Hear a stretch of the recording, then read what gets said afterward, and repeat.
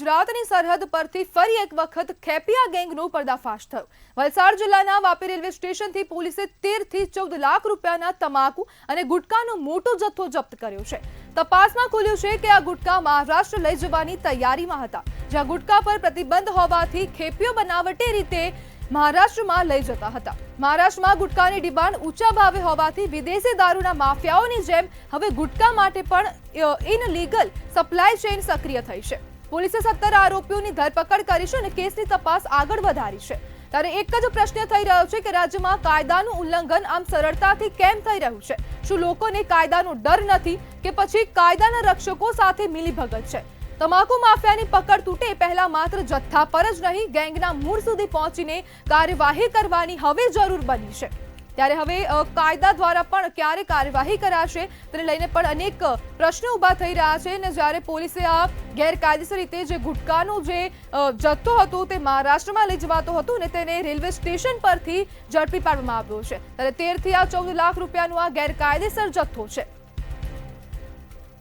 Vapi railway station પરથી આ તમાકુ અને ગુટકાનું આ જે આખો જથ્થો ઝડપાયો છે તેને જ લઈને પ્રશ્ન તંત્રને થઈ રહ્યા છે કે શું ગુનેગારોને કાયદાનો ડર જ નથી કે હવે જે કાયદો છે તેનું જે ગુનેગારો છે તે લોકોમાં કોઈ પણ પ્રકારનો ડર નથી અને પ્રતિબંધ હોવા છતાં પણ તમાકુનો વેપાર કેમ વધી રહ્યો છે? ત્યારે આપણી સાથે વિરોધ પક્ષના નેતા ખંડુભાઈ પટેલ જોડાઈ ગયા છે। ખંડુભાઈ, ગુટકાની સપ્લાય ચેન ઝડપાઈ ગઈ છે, શું કહેશો? વલસાડ જિલ્લામાં વાપી ગામ આવેલું છે। વાપી રેલવે સ્ટેશન પરથી જે 14 લાખ રૂપિયાનો ગુટકાનો જથ્થો પકડવામાં આવ્યો છે, એ જથ્થો ઓલરેડી અમારે ત્યાં મતલબમાં સમજો કે વાપી એક એવું ગામ છે કે મતલબ આજુબાજુ મતલબમાં દરેક બોર્ડર આવેલી છે, મહારાષ્ટ્રની બોર્ડર આવેલી છે, આ બાજુ જોઈએ તો દમણની બોર્ડર આવેલી છે ને આ બાજુ સેલવાસની બોર્ડર। જી, તો એ સંજોગમાં દરેક જગ્યાએ 2 નંબરનો ધંધો થઈ રહ્યો છે।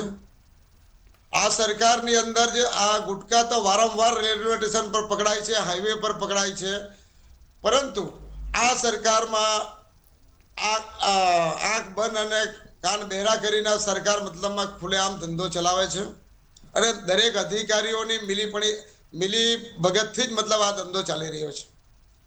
ખંડુભાઈ, શું ગુજરાતમાં ગુનેગારોને કાયદાનો ડર જ નથી? ગુનેગારને કોઈ ડર નથી રહ્યો, કારણ કે દરેક જગ્યાએ તમે જોઈ રહ્યો છો કે દરેક ધંધાઓ મતલબ ફૂલે ફાલથી ચાલી રહ્યા છે કે આ અહીંયા મતલબમાં જે બેન્ડ હોવા છતાં સરકારે બેન્ડ કરેલો આ ગુટકો અને દારૂ બંધીનું, તો મારું એક કહેવાનું કે અગર જો સરકાર કાયદેસર કંપની જ બંધ કરી દેવા જોઈએ, ગુટકા હોય કે દારૂ હોય, જે નશાનું વસ્તુ ચાલતું હોય તો એમને એ કંપની બંધ કરી સ્ટોપ કરી દે તો આ ધંધો જ બંધ થઈ જાય। ખંડુભાઈ, જે પ્રમાણે હવે ગુજરાત રાજ્યમાં જે કાયદાઓ છે તેનું સરેઆમ ઉલ્લંઘન થઈ રહ્યું છે, તો તે કેમ થઈ રહ્યું છે?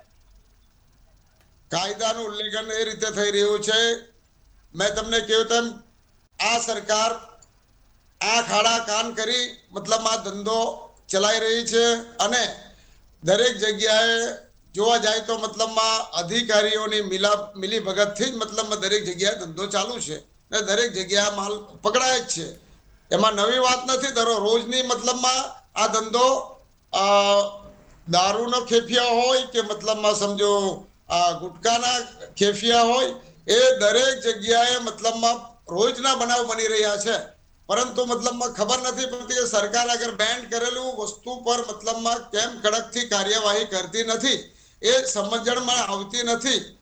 એટલા માટે સરકારને હું એક આદેશ કહેવા માંગુ છું અને એક આદેશ આપું છું કે કાયદેસર બેન વસ્તુ છે એની કંપની સ્ટોપ કરાવી દેવાય, એની કંપની ડાયરેક્ટ મતલબમાં દારૂ હોય યા ગુટકા હોય કંપની ઓલરેડી બંધ થઈ જાય તો મતલબમાં આ વેપાર અને આ જે મતલબમાં રેલવે સ્ટેશન પર જે જથ્થો પકડાય છે વારંવાર ન થાય અને એના પર મતલબમાં કાયદેસરની સરકાર કાર્યવાહી એક કડકથી જો ચાલુ કરે તો જ આનો મતલબમાં ઉકેલ આવે છે।